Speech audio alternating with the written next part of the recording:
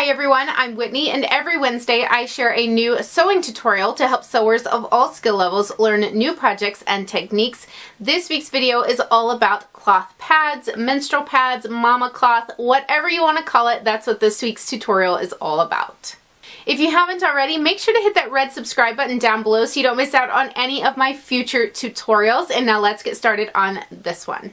The pads I'll be showing how to make today are for menstrual pads or panty liners, bladder incontinence, whatever your need is, you can make these to suit that need. So a few of the things that I'll be going over in this video are fabric options for your soaker and outer layers, how to make the soaker, step-by-step how to sew the pad together, and how I wash mine.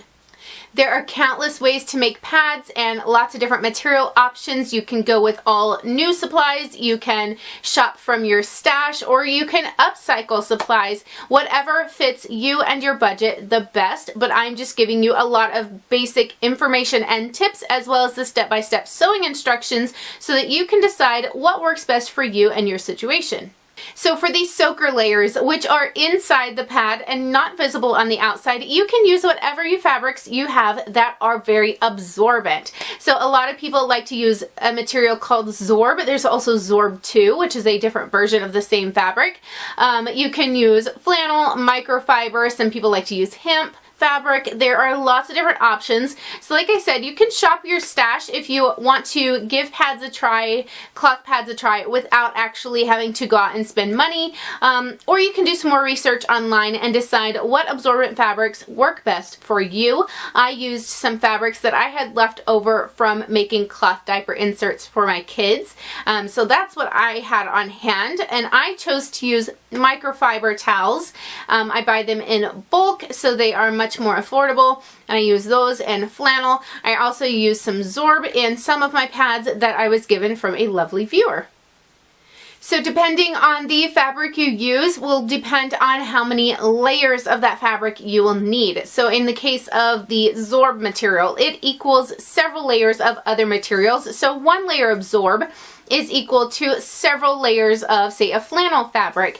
And there is a chart I will link below that has some tips on figuring out how many layers you need in your soaker of what fabrics for the absorbency that you are looking for. So maybe you are looking for a heavy absorbency for overnight, or a thinner or a less absorbency for just a a daytime panty liner type of thing. Like I said, there's a chart for that down below. There's also a link to how I make my cloth diaper inserts down there, and anything that I mentioned in this video that there can be a link to, supplies that I use, different reference materials, all that will be down below in the description box for you to look at anytime you want. So some other material options for these soakers, you can really use anything. I know some people who cut up sweatshirts or old flannel receiving blankets because that's what they have and it works great for them. So really, as long as it absorbs and it does its job, that is what you can use. For the outer fabrics, I prefer flannel on the top side because it is soft and it is absorbent. You don't have to use flannel, that's just what I prefer. I also like to have a hidden layer of PUL underneath the soaker for peace of mind. Not everyone includes this, but I prefer it because it keeps me from worrying on if I'm going to have any leaks or anything if I'm out and about for several hours. So I have flannel, soaker, hidden PUL, and then I have a backing fabric. And for my backing fabric, I just use plain cotton fabric. You can try out making your pads with lots of different types of materials and see what works best for you. If you decide you don't want to have that water liquid resistant layer of PUL, there are a couple of different materials you can use instead, or you can just leave that layer out completely and have your backing be a liquid resistant layer instead.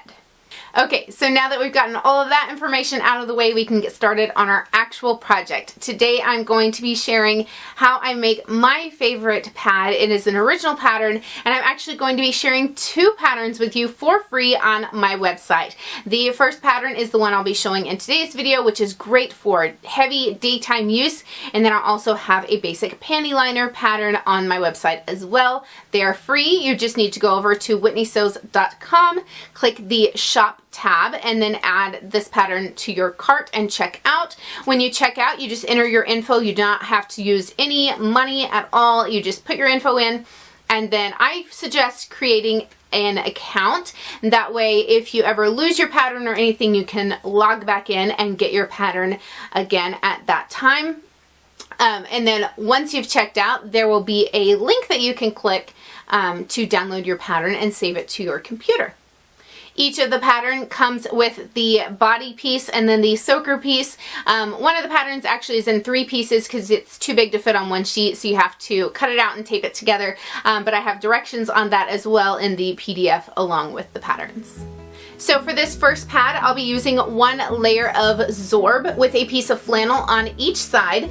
This soaker is about a medium on absorbency, so if you need it to be heavier, then go with 2 layers of Zorb if that's the material you are using, or several layers of another absorbent material. Since I am only making 1 right now, I just cut pieces that were a little larger than the pattern piece, but when I make several at a time, I layer larger pieces, pen, and sew some lines to hold them in place the exact same way as I do with cloth diaper inserts.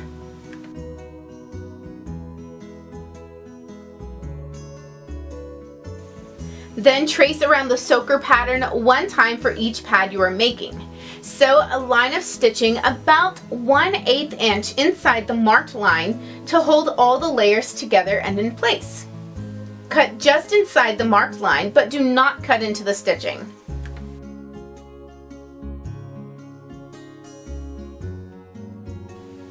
To make the pad, you will need 1 top fabric, your soaker, PUL is optional, and your backing fabric. Place the soaker on the wrong side of your top fabric, centering it so you have an equal amount of seam allowance all the way around. Pen in place and stitch around the outer edge to attach.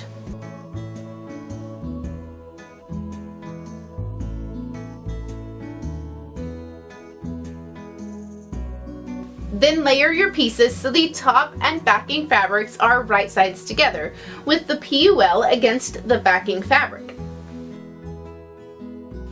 Clip along the edges to hold them together, then sew around with a 3/8 inch seam allowance, leaving an opening on the straight edge of one of the wings to turn through.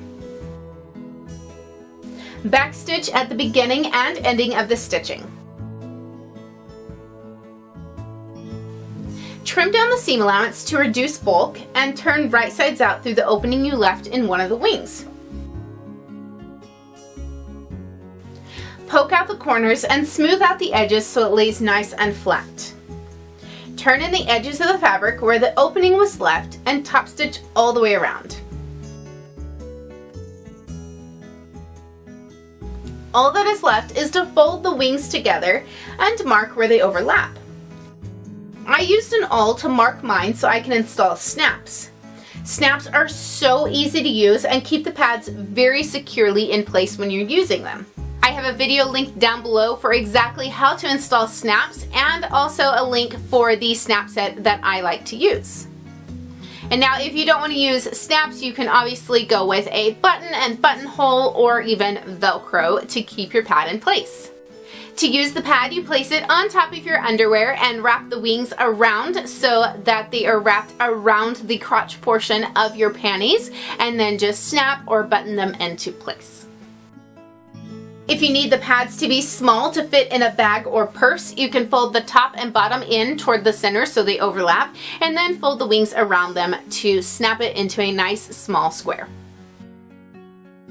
So now on to how I actually wash my pads. After they've been used, I rinse them in cold water until the water runs clear, and this gets all of like the yucky part out of it right away, and then I put it in a wet bag until it's time to wash. If I am out somewhere and need to change my pad and don't want to rinse it out immediately, if I'm in like a public restroom, then I just put it in a wet bag until I get home and I rinse it out at that time, and then put it in the bigger wet bag that I use for everything else.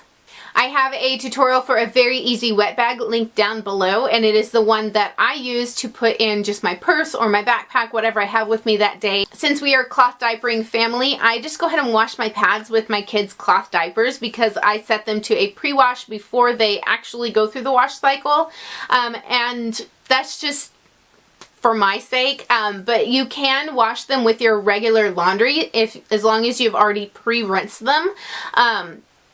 I wouldn't recommend washing them with your whites just in case, but if you want to throw them in with your regular laundry and your colors load, that is totally fine as long as you have pre-rinse them. I will have an article linked down below that has some other washing tips and directions, temperatures of the water and all that stuff. That is where I got my information from, and it has a few different options in case this one isn't the option that works best for you. I did want to show one of the pads that I made a year ago because I have used this for an entire year. So I use it about 2 times per cycle, so you can do the math on how many times it's been used, and it still is in great condition.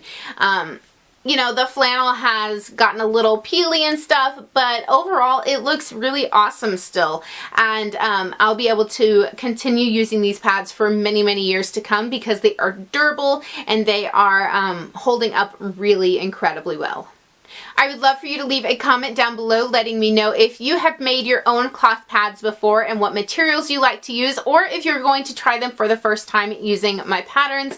And also make sure to share this video with your friends if you've enjoyed it, so that everyone else who is interested in eco-friendly options and getting away from using disposables can also learn from the video. And we can all learn from each other in the comments down below.